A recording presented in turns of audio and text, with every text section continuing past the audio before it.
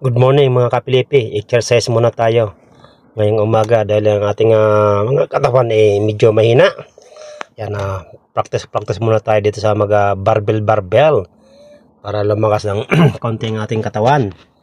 Yan, ginamitan natin ng voice over mga kapilipi dahil hinihingal tayo sa pagbubuhat itong barbell mga kapilipi.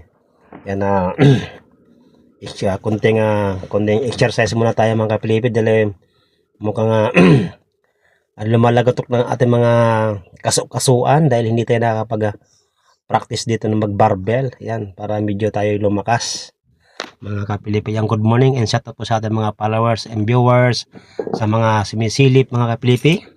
Yan, medyo nag-uunat-unat tayo ng mga braso natin kasi medyo malutong-lutong na.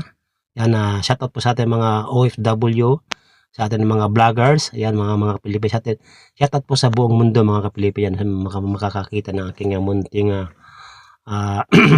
exercise mga kapilipi dahil malambot na yung aking mga buto mga kapilipi. So mahina na tayo kailangan natin mag-practice, more practice para hindi tayo hingalin.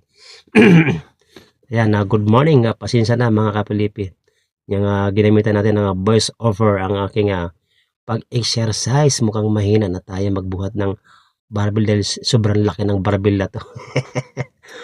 Wow, mabigat ito mga kapilipi na barbell. Sobrang laki mga kapilipi. So nahirapan tayo magbuhat, tayo ay hinihingal dyan mga kapilipi. Yung pagbuhat ko pa lang medyo parang may tama talaga. Parang hindi ko siya mabubuhat dahil wala tayong practice. Wala tayong exercise mga kapilipi. Kaya ayan, dinahandahan lang natin yan hanggang makarating dun sa paroroonan. Yung aking pag-exercise ay talagang mga masakit ang aking mga kasuan mga kapilipi. Kailangan talaga ng practice o exercise kahit pa dahan-dahan lang. Kaya tayo nakaupo dyan. Yan. Para makaunat-unat ng konti ang ating mga